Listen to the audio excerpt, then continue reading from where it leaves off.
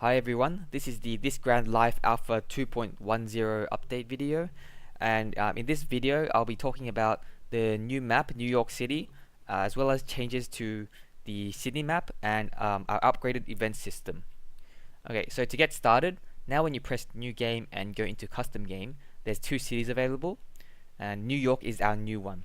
Now in New York, it says it's a globally influential city with major financial muscle, and this city has three traits that are unique to this city alone. The first is rent control, which reduces low-cost housing rental prices by 10%. It also has the financial hub trait, so all finance-related jobs pay 15% more. And it also has the traffic jam trait, where vehicle effectiveness is reduced by 60%.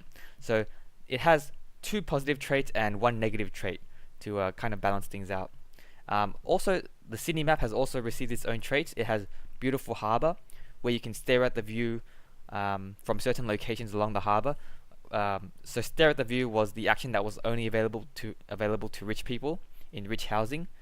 And it also has the ex-convict colony trait, where robbery threshold for expensive homes is reduced by 20%. So that means you can't store as many expensive things in your expensive homes as before, and this will have, this will be more impactful when I add more expensive items to the game at a later date. Okay, so that's green. Now, if I load an existing New York City game, I can show you some additional features. Okay, so this is New York City. Here, you can see most things are pretty packed together because, well, New York City is a pretty dense city, and so this is to represent how close everything is. You have a few outliers, like the middle class housing is on the outskirts of the town, but more or less the main things are all bunched together really closely on this map.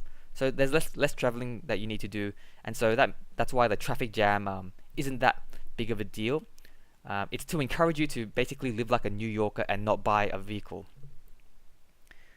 Okay, so if we turn on the labels, you can see here we start in the East Bronx and we move downwards through, I think this is called Manhattan, I'm not sure.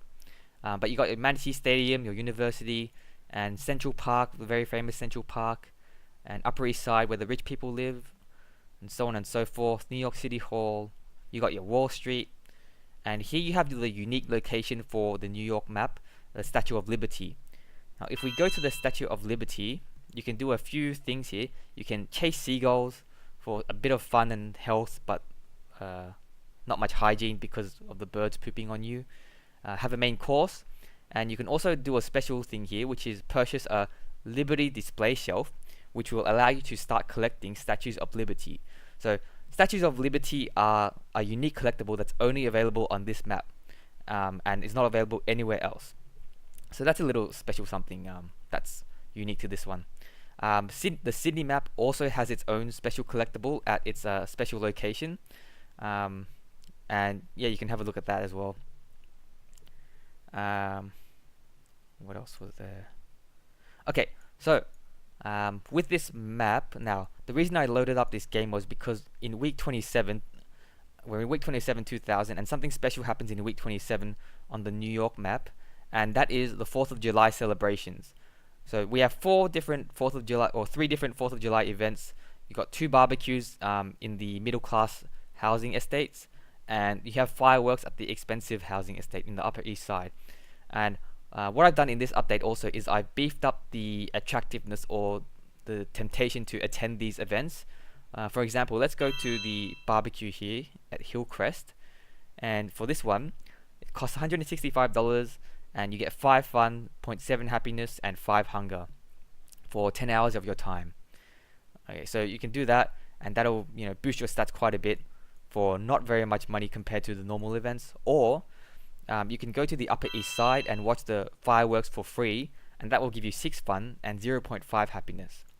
So because it happens at the same time each year, you can anticipate this event and plan around it to really take advantage of it during the time around when it happens.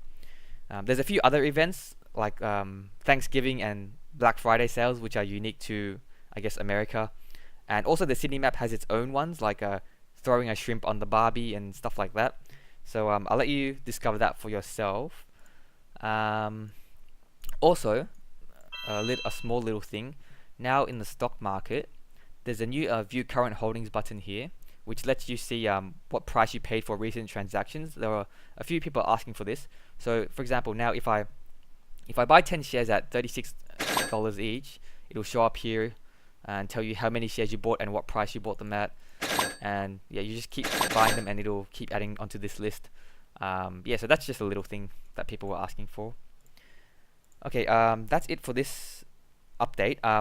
Next, I'll be working on Amsterdam in the Netherlands as our next city. And I'll also be adding some endgame statistics, which should tie in with the Steam achievement system, hopefully. So you should be seeing those things if they work out. I'm not too sure how long it's going to take at the moment. It's kind of an unknown, but we'll see. Thank you for watching, and I'll see you next time.